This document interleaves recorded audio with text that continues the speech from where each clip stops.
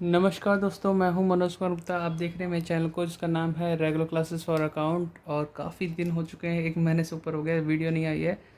तो last chapter जो हमारा था टेंडर प्राइस, उससे आगे कंटिन्यू करते हुए कॉस्ट अकाउंट में ही आगे बढ़ा रहे हैं। जैसे मैंने लाइव में बताया था कि अभी मेरा स्टूडेंट कोई नहीं है, लेकिन आपके लिए कोशिश की जा रही है कि अकेले ऐसे ही पढ़ा पढ़ा के सारे चैप्टर कवर करा दूँ, जिससे कि आगे आने वाले समय में किसी को दिक्कत ना हो।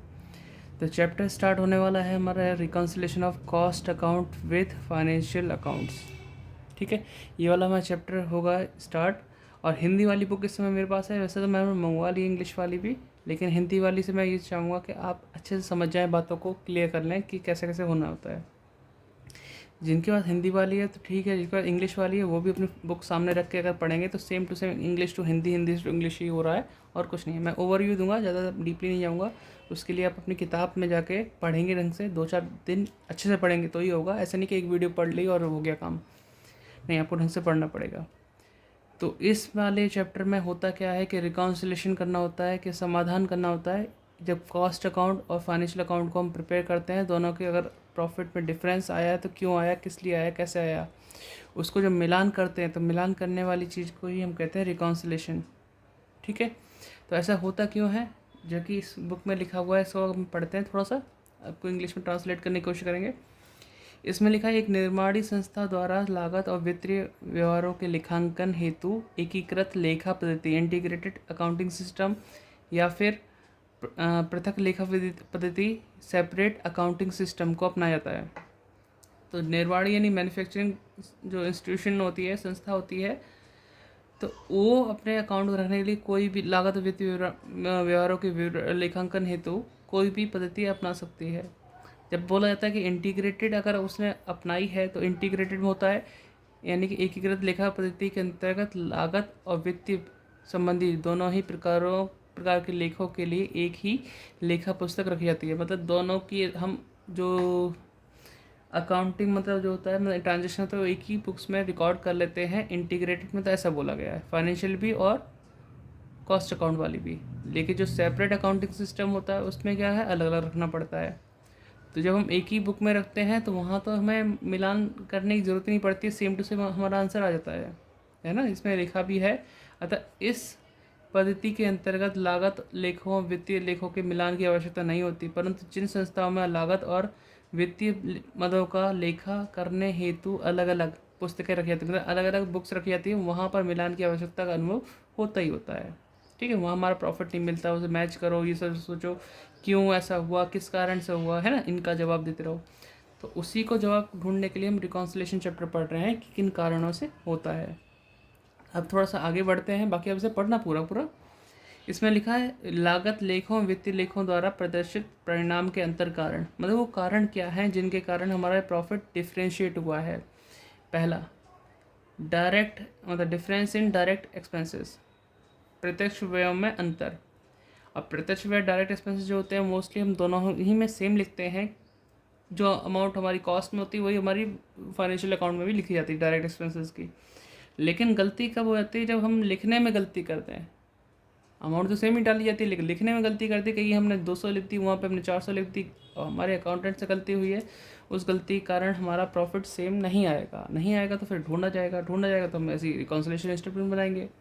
तो मोटा मोटा बता देते हैं, डिफरेंस इन ओवरहेड, ओवरहेड में भी आपका डिफ्रेंशिएट हो सकता है, उसके कारण भी हमारा प्रॉफिट सेम नहीं आता। कॉस्ट अकाउंट में जो भी ओवरहेड होगा सेम टू सेम लिख देंगे, नहीं सॉरी, फाइनेंशियल अकाउंट में सेम टू सेम लिख देते हैं। लेकिन कॉस्ट अकाउंट में क्या होता है, पुराने अनुभव के अनुसार, यानी पुराने एक्सपीरियंस के अनुसार हमें जैसे बोला जाता है 10% इस अमाउंट का निकालो या 20% इस अमाउंट का निकालो, प्राइम कॉस्ट का निकालो, तो हमारा ओवरहेड की अमाउंट डिफ्रेंशिएट होने के कारण ये रिकॉन्सिलेशन बनाया जाता है और वो डिफ्रेंशिएट होता भी है। ठीक है, कि दोनों में अलग अलग अमाउंट पड़ गई, क्योंकि वहाँ तो एक्चुअल अमाउंट लिखी गई और यहाँ पे हम पुराने एक्सपीरियंस के अकॉर्डिंग लिखते हैं। ठीक है, फिर थर्ड पॉइंट आता है, item exclude from cost account, कुछ मदों का लागत लेखों में सम्मिलित ना होना। यानी कुछ ऐसे आइटम होते हैं हम जैसे लागत लेखों में सम्मिलित ही नहीं करते। ठीक है, सिर्फ फाइनेंशियल में ही होता है। तो ऐसे लिखें, कुछ मदें ऐसी होती हैं जो विशुद्ध रूप से वित्तीय प्रकृति की होती हैं, ऐसी मदों का केवल वित्तीय लेखों में लिखा किया जाता है, लेकिन उन्हें लागत लेखों में नहीं लिखा जाता। तो मतलब ऐसी भी आइटम ऐसे होते हैं जो हम एक जगह लिखते हैं दूसरी जगह नहीं लिखते हैं, तो ये भी कारण बन जाता है हमारा रिकॉन्सिलेशन के लिए, है ना। तो उम्मीद करता हूँ दिख रहा होगा आपको, वैसे तो जूम करके देख सकते हैं आप। और ऐसी कुछ हमें आइटम दे रखी है, ऐसी मतलब 3 भागों में बांटा जाता है। आइटम ऑफ एक्सपेंडिचर, ठीक है। एक्सपेंडिचर वाली आइटम, जैसे मान लो आपकी ऐसे आइटम है जो हमारी फाइनेंशियल में लिखी गई हैं और उसमें नहीं लिखी कॉस्ट अकाउंट में। Item of appropriation, appropriation item ऐसे ही नहीं जिनका यूज़ प्रॉफिट से ही होना था, जो संस्था को प्रॉफिट हुआ उसी से होना था, वो सब आइटम भी फाइनेंशियल में लिखी गई और उसमें नहीं लिखी गई, तो इनका प्रभाव पढ़ लेना अपने हिसाब से। ऐसी एक्सपेंडिचर का उल्टा हो गया, इनकम की आइटम होगी हमारी, ठीक है। फिर 4th पॉइंट आता है, कुछ मदों को वित्तीय लेखों में सम्मिलित न किया जाना।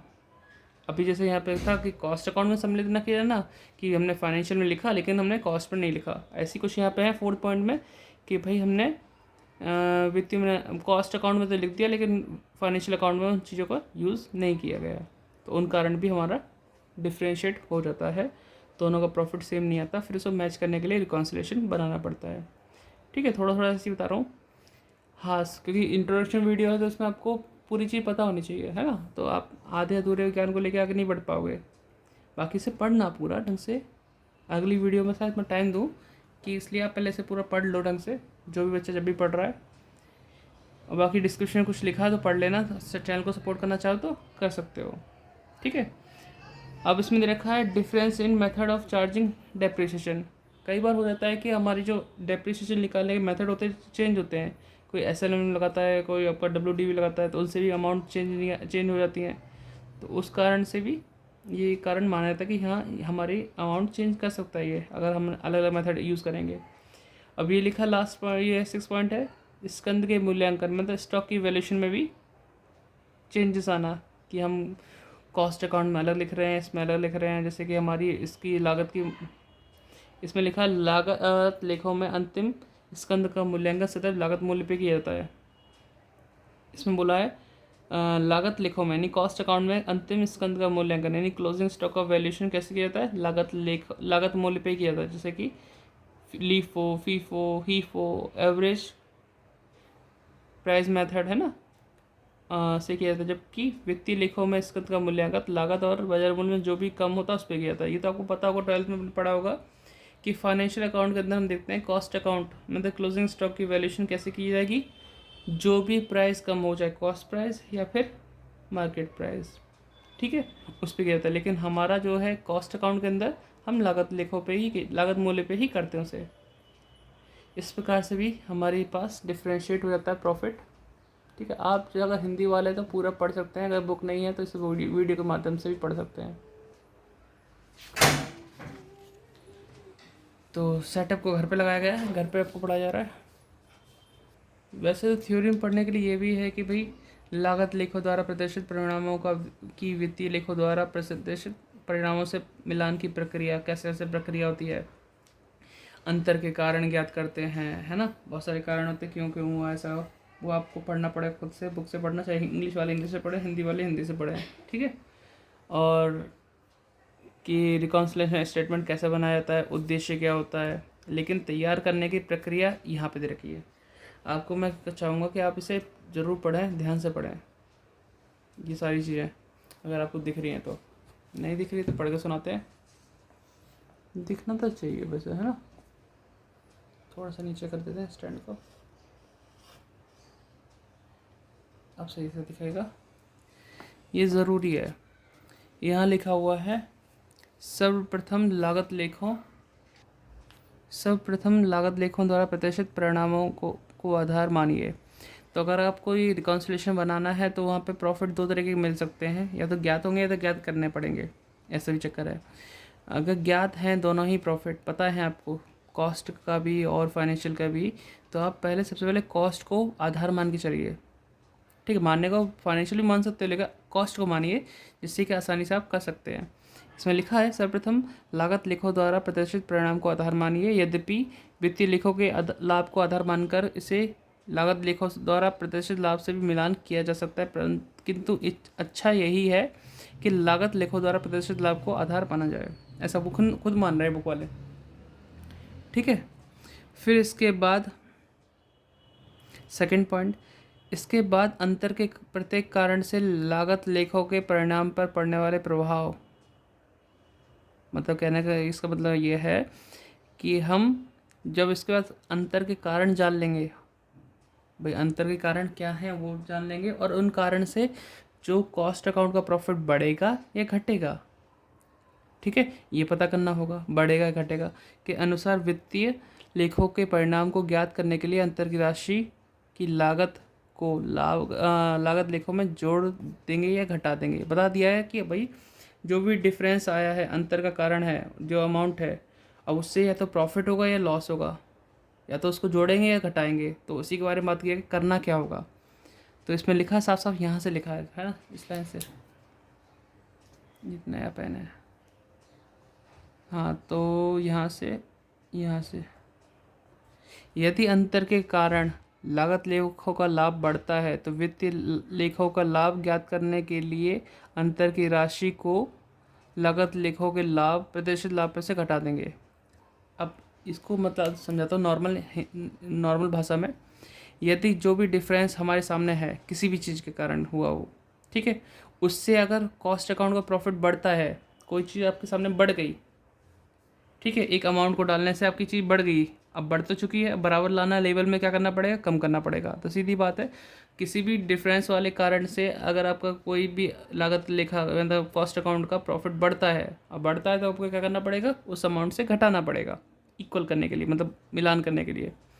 और इसके विपरीत अंतर के कारण से लागत लेखों का लाभ कम हुआ है, मतलब कॉस्ट अकाउंट का प्रॉफिट कम हो रहा है किसी रीज़न से, तो उस आइटम को हम उसमें जोड़ देंगे। तो इस फंडामेंटल से करेंगे तो जल्दी हो जाएगा चैप्टर। अगर हम मान लो किसी भी कोई आइटम ऐसा है जिससे लागत मतलब कॉस्ट अकाउंट का प्रॉफिट बढ़ गया तो कम कर दो, घट गया तो जोड़ दो, बस इतना काम करना है। लागत लेखों द्वारा प्रदर्शित जोड़ने घटाने जो आएगी वो तो ठीक बोल दिया कि जो भी आएगी उसके बराबर होगी जो फाइनेंशियल अकाउंट है। लास्ट में जब आंसर मिलेगा फाइनेंशियल अकाउंट के प्रॉफिट के बराबर ही आंसर मिलेगा, क्योंकि हम कॉस्ट अकाउंट को आधार मान के चलेंगे, फाइनेंशियल से मैच कर लेंगे।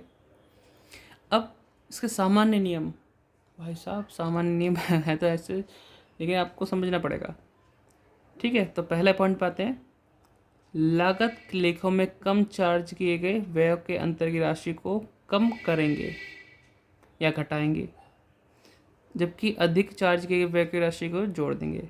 अब बच्चे कहेंगे यार ये मैटर क्या है, पहले तो समझा दिया कि भाई किसी भी डिफरेंस से अगर कॉस्ट अकाउंट प्रॉफिट बढ़ जाए तो घटा दो, घट जाए तो जोड़ दो। लेकिन अब आपको सोचना पड़ेगा, लागत लेखों में कम चार्ज किए गए व्यय के लिए अंतर की राशि को कम करेंगे यानी घटाएंगे, ऐसा कैसे। कॉस्ट अकाउंट में आपने कोई खर्चा 20 रुपये की जगह 10 रुपये लिख दिया, कॉस्ट अकाउंट में कोई खर्चा 20 रुपये की जगह 10 रुपये लिख दिया, मतलब 20 रुपये लिखते तो प्रॉफिट कुछ और आता, ठीक है, और 10 रुपये लिख दिया तो प्रॉफिट कुछ और आएगा। अब मैं इसको ऐसे कैसे समझाऊँ, मैं ऐसे समझाता हूँ, कॉपी में समझाता हूँ, है ना, ऐसे रफ में। लास्ट में मान लो 100 रुपये का प्रॉफिट होने वाला था, 20 रुपये खर्चा लिखता तो कितना आता, 80 रुपये। अब मैंने 100 की जगह कितना लिखे, 10 रुपये लिखे, तो अब प्रॉफिट कितना आ रहा है, 90। मतलब इस आइटम के डिफरेंस से क्या हो रहा है कि प्रॉफिट बढ़ रहा है। अब प्रॉफिट बढ़ रहा है तो भाई कितना रुपये डिफरेंस था, 10 रुपये का तो अंतर है इनके बीच में, 20 से 10 हुए, मतलब इस चीज़ से हमारा प्रॉफिट बढ़ गया, और प्रॉफिट बढ़ने के कारण वो 10 रुपये हमें क्या करने पड़ेंगे, घटाने पड़ेंगे। समझ रहे हो इसको। अगर आपका कम चार्ज करने की वजह से प्रॉफिट बढ़ जाए तो उसे घटाना पड़ेगा, और ज़्यादा चार्ज करने से प्रॉफिट घट जाए तो जोड़ना पड़ेगा। तो ये पॉइंट पहले का मतलब था। दूसरा, व्यय हानियाँ वित्तीय लेखों में डेबिट की गई हैं परंतु लागत लेखों में नहीं लिखी गई। मतलब कोई भी खर्चा जो हमने फाइनेंशियल में तो लिख दिया लेकिन हमने लागत में नहीं लिखा, नहीं लिखा और उसके लिए बोला कि घटाया जाएगा। अब घटाएंगे क्यों, तो सोचो कि अगर हमने वहाँ लिख दिया है फाइनेंशियल के अंदर और कॉस्ट में नहीं लिखा, तो कॉस्ट में नहीं लिखा तो कॉस्ट का प्रॉफिट तो हिसाब से बढ़ जाएगा। मान लो कोई चीज़ हमने फाइनेंशियल के अंदर तो लिख दी खर्चा है, वही खर्चा में कॉस्ट में भी लिखना चाहिए था, तभी तो बराबर चलते, लेकिन वहाँ पे हमने लिखा ही नहीं, नहीं लिखा तो भाई कोई खर्चा जहाँ पे हमने, जैसे मान लो कॉस्ट अकाउंट में अभी खर्चा 10 रुपये लिख रहा हूँ, मैं 10 की जगह 0 कर दूँ तो प्रॉफिट तो पूरा पूरा 100 आ जाएगा। जहाँ पे 90 आना चाहिए वो कितना आएगा, 100 आएगा। तो प्रॉफिट बढ़ गया, और प्रॉफिट बढ़ते ही हमें क्या करना पड़ता है, घटाना पड़ता है। तो हम उस आइटम से उसे घटा देंगे। ठीक है, तो आप बस यही ध्यान रखना, अगर कॉस्ट अकाउंट में प्रॉफिट बढ़ रहा है तो घटाना है, कम हो रहा है तो बढ़ाना है, बस इसी हिसाब से आइटम कोई भी मिल जाए। तो बाकी आइटम पढ़ लेते हैं। जैसे 2 पॉइंट पढ़ लिए हमने। जो लाभ प्राप्तियां वित्तीय लेखों में क्रेडिट की गई, लागत में शामिल नहीं किया गया, तो उन्हें हम जोड़ देंगे। गेट की आवाज़ बहुत तेज आ रही होगी, है ना, कोई बात नहीं, इग्नोर करना। तो इस तरह से हमने 2-3 आइटम कर लिए, तो इन्हें याद रखना आप। ठीक है, ठीक। अब आगे चलते हैं। ठीक है, यहाँ लिखा केवल लागत लेखों में लिखे गए व्यय की रकम जोड़ देंगे। अगर लागत लेखों में कोई चीज़ हमने लिखी है जो खर्चे हैं, और खर्चे लिखने से तो हमारा प्रॉफिट कम हो जाएगा, तो हम उस आइटम को जोड़ देंगे। ये भी आइटम हो गया हमें पता, क्लियर। प्रारंभिक स्कंद का मूल्यांकन लागत लेखों में अधिक होने की दशा में आधी की रकम जोड़ दी जाएंगी, जबकि कम होने की दशा में घटा दी जाएगी। ये आपको याद करना पड़ेगा थोड़ा, वही है बढ़ने घटने वाला, एक से प्रॉफिट एक से लॉस, कुछ ना कुछ होगा। अंतिम स्कंद का मूल्यांकन यदि वित्तीय लेखाओं की अपेक्षा लागत में कम किया गया है, कम कीमत पे किया गया, तो अंतर की रकम जोड़ देंगे और विपरीत की दिशा में घटा देंगे। ठीक है, ये सब पॉइंट थे लागत को आधार मानकर। यदि वित्तीय लाभ को आधार मानकर हम क्वेश्चन को सॉल्व करते हैं, तो जो हमने बोला है जोड़ देंगे, तो जोड़ने वाली चीज़ को हम घटा देंगे, घटाने वाली चीज़ को जोड़ देंगे, मतलब उल्टा काम कर देंगे। ठीक है, इतना क्लियर है। अब इसके ऊपर चलते हैं। देखो 16 मिनट की वीडियो बन गई ना, बनी कम कम करते करते भी। तो अब देखते हैं इसको, ये फॉर्मेट है हमारा, इसको आप रटो, याद करो, जैसे चाहे वैसे करोगा। तो मैं ये याद होगा तो ये आप इसके क्वेश्चन कर पाओगे, अदरवाइज़ आगे वाली वीडियो देखने का कोई फ़ायदा नहीं है। ये याद नहीं है तो कुछ नहीं आता है। ठीक है, इसको याद रखना पड़ेगा। जैसे हमने बैंक रिकॉन्सिलेशन में किया ना 11th में, सब आइटम पता होते हैं कौन से कहाँ ऐड होंगे लेस होंगे, वैसे ही हमें याद होना चाहिए। इसे भी पढ़ा देता हूँ। Profit as per cost account, यहाँ लिख देंगे ऐड और लेस। कुछ आइटम ऐड होंगे, कुछ आइटम लेस होंगे, मतलब मुख्य आधार यही होगा इनका, जिन आइटम से हमारा कॉस्ट अकाउंट का प्रॉफिट कम हुआ है। अब मैं जोड़ने वाली बात कर रहा हूँ ना, जिन आइटम से हमारा कॉस्ट अकाउंट का प्रॉफिट कम हुआ है तो हम उस आइटम को जोड़ रहे हैं, और जिन आइटम की जगह से कॉस्ट अकाउंट प्रॉफिट बढ़ गया तो उन्हें हम घटा रहे हैं। सीधा फंडा, सारे आइटम याद करने की जरूरत नहीं, बस ये ध्यान रखो। अब इसको प्रूफ करना पड़ेगा तुम्हें, हिंदी में इंग्लिश दोनों में है, आप लिख लेना इसे, है ना, कॉपी में। लागत लेखों में अधिक चार्ज किए गए व्यय, लागत लेखों में अधिक चार्ज किए गए व्यय। अगर मैं कहूँ कि कॉस्ट अकाउंट में मैंने ज़्यादा पैसा खर्चे का लिख दिया, 10 की जगह 100 लिख दिया, तो प्रॉफिट तो हमारा कम आएगा, और कम आएगा तो उसी चीज़ से डिफरेंस से जोड़ना पड़ेगा। ठीक है, प्रॉफिट और receipt exclude from cost account. ठीक है, प्रॉफिट और receipt exclude from cost account. अरे भैया रामलीला वाले अभी यहीं घूम रहे हैं, तो आवाज़ थोड़ी थोड़ी आ रही होंगी जरूर यार, फ़ोन तो फ़ोन ही है, ले ही रहा हुआ रकम। प्रॉफिट और receipt exclude from cost account, मतलब कुछ ऐसे आइटम है प्रॉफिट और रिसिप्ट वाले जो कॉस्ट अकाउंट में नहीं लिखे, फाइनेंशियल में तो लिख दिए, कॉस्ट में नहीं लिखे। मतलब फाइनेंशियल का तो प्रॉफिट बढ़ गया, यहाँ का प्रॉफिट बढ़ा नहीं, तो हमने इसे बढ़ाने के लिए जोड़ दिया। Item of expenses recorded in cost account only, ऐसे आइटम जो एक्सपेंसेस थे हमने कॉस्ट अकाउंट में ही लिखे हैं। अब कॉस्ट अकाउंट में ही लिखे हैं कोई आइटम खर्चे वाले, तो इसका मतलब क्या है कि कॉस्ट अकाउंट में प्रॉफिट कम हो जाएगा, और कम होगा तो हमें उसे बढ़ाना तो पड़ेगा बराबर करने के लिए। अब इसमें लिखा over valuation of opening stock in cost, over valuation opening stock का अगर होता है तो उसे ऐड करते हैं। ठीक है, अंडर वैल्यूएशन क्लोजिंग स्टॉक होता है उसे भी ऐड करते हैं, तो आपको इसे याद रखना पड़ेगा। घटाने के लिए आइटम क्या है, under charge of cost account expenses. ठीक है, और एक्सपेंसेस और losses exclude from cost account, वो हमें घटाना होगा। Item of income record in cost account only. ठीक है, item of income recorded in cost account only, अगर हमने कॉस्ट अकाउंट में ही लिखा है कोई आइटम इनकम की, तो उससे प्रॉफिट बढ़ गया तो हमें घटाना पड़ेगा। तो मतलब वही है, आइटम के तरीके अलग हैं, नाम अलग हैं, लेकिन थीम वही है। अंडर वैल्यूएशन ओपनिंग स्टॉक घटाएंगे, ओवर वैल्यूएशन क्लोजिंग स्टॉक वो भी घटाएंगे, तो आंसर आ जाएगा profit as per financial account. तो अगर किसी को आइटम याद भी नहीं हो रहा है तो बस आप जो भी आइटम मिले उससे देखना कि हमारा कॉस्ट अकाउंट को प्रॉफिट बढ़ रहा है तो उसे हमें घटाना पड़ेगा, अगर कॉस्ट अकाउंट को प्रॉफिट घट रहा है तो उसे आइटम को जोड़ना पड़ेगा लास्ट। ठीक है, एक दो एग्जाम्पल ऐसे दिखा दूँ। तो एग्जाम्पल के तौर पे आप ये देख लो कि जैसे ये क्वेश्चन दे रखा है इतना छोटा सा। अब ऐसे क्वेश्चन होता क्या है कि आपको एक तो कॉस्ट शीट वाला बनाना पड़ेगा, स्टेटमेंट ऑफ कॉस्ट, है ना, जो हमने कॉस्ट शीट में बनाना सीखा था, और एक प्रॉफिट एंड लॉस अकाउंट बनाना पड़ेगा। तो इससे भी प्रॉफिट निकलेगा, इससे भी प्रॉफिट निकलेगा, दोनों का प्रॉफिट सेम तो होगा नहीं। जैसे इसका 15,200, इसका कितना 15,340 है, अब सेम तो है नहीं। अब कॉस्ट अकाउंट के प्रॉफिट को लेके चलोगे और रिकॉन्सिलेशन करके इसके बराबर आ जाएगा। ठीक है, एक टाइप का ऐसा क्वेश्चन होगा, और एक क्वेश्चन ऐसा होगा जहाँ पे हमें डिफरेंसेस, अंतर के कारण हमें पहले ही दे रखे होंगे, बस उनको इनमें फिट करो और लिख दो। तो 15 नंबर क्वेश्चन है, चाहे ऐसा मिल जाए या वैसा मिल जाए। ऐसा मिलेगा तो उसमें आइटम कम मिलेंगे, उसमें मिलेगा तो ज़्यादा मिलेंगे। तो इस चैप्टर को करेंगे हम। ठीक है, नेक्स्ट वीडियो में मिलते हैं। करने के लिए आपको इतना समझ में आया तो लाइक शेयर सब्सक्राइब, मिलते हैं नेक्स्ट वीडियो में। डिस्क्रिप्शन में कुछ लिखा है, अगर सपोर्ट करो चैनल को, बढ़िया है ना, सपोर्ट करते रहो, आप ही सपोर्ट से चल रहा है चैनल। तो आप UPI पेमेंट भी कर सकते हैं सपोर्ट करने के लिए, हैं, जस्ट वैसे कर सकते हैं। बाकी सुपर चैट, सुपर थैंक्स का भी यूज़ कर सकते हैं, करा करो यार, लगता है कि हाँ वीडियो देख रहे हैं बच्चे। बाकी और चैप्टर इसका तो मैं कॉस्ट में ही ख़त्म करूँगा, जैसे MHR है, machine hour rate, operating costing, 1 by 1 बिल्कुल क्लियर करके अच्छी से रिकॉर्डिंग करके दे के फिर टैक्स की तरफ जाऊँगा।